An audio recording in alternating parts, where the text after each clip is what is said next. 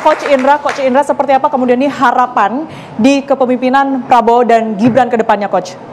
Ya, harapan kami tentu sama dengan apa yang sudah dilakukan oleh Ketua Umum PSSI sekarang, bahwa beliau sudah sampaikan ke FIFA. Ini kan kita sudah bertahun-tahun ini sepak bola kita nggak bangkit-bangkit, padahal sudah ada impres gitu. Ya.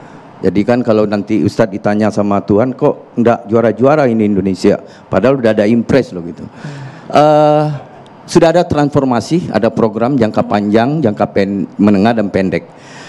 Terutama Pak Ketua Umum, Pak Erick Thohir, konsen di 1 tahun pertama ini memperbaiki tim nasional, senior, U23, U20, dan sepak bola wanita dan U17. Dan sekarang beliau juga lagi memperbaiki liga. Betul.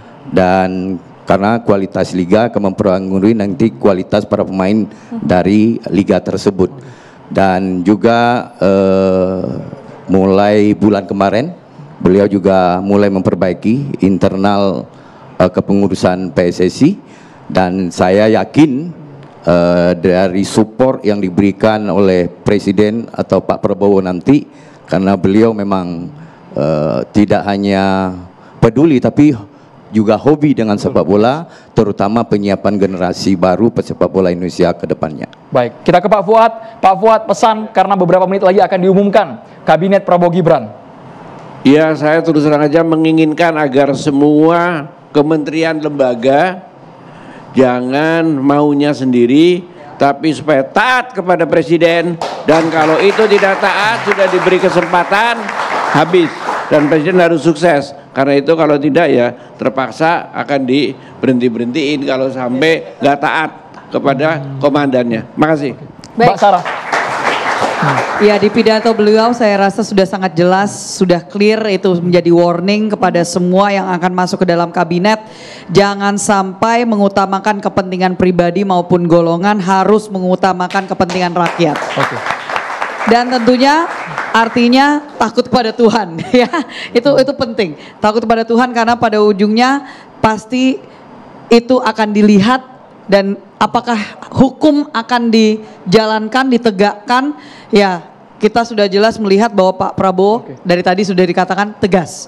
Jadi tentunya harapannya semua yang masuk ke dalam kabinet sadar betul dengan konsekuensi dan tanggung jawab yang diberikan, bahwa ini harus jadi team player, jangan mau bermain sendiri-sendiri. Baik, ya. Mas Surya, silakan. Saya mengucapkan selamat bekerja untuk Pak Prabowo dan Gibran dan seluruh kabinet yang sebentar lagi akan diumumkan. Ya. Dan saya yakin dari bocoran-bocoran yang kemarin masuk di media kan ya, bahwa nanti kabinet yang menteri-menteri yang bertugas adalah orang-orang yang profesional di bidangnya dan akan bekerja untuk negara, bukan untuk kepentingan pribadi atau golongan. Selamat bekerja, kita beri kesempatan untuk program kerja 100 hari Prabowo Gibran. Itu aja.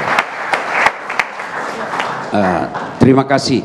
Yang kedua, pesan Nabi kalau mau jaya yaitu ilmunya para ulama. Kalau kita tidak nyaman dengan kata ulama, kita pakailah ilmunya cendekiawan. Dan itu telah terbukti. Rasulullah itu menghadapi masyarakat jahiliyah, tidak punya tim sukses, tidak punya partai penyokong, tidak punya donatur, tapi berhasil menegakkan. Yang ketiga, ya, yaitu dermawannya para pengusaha. Ini ada Kadin.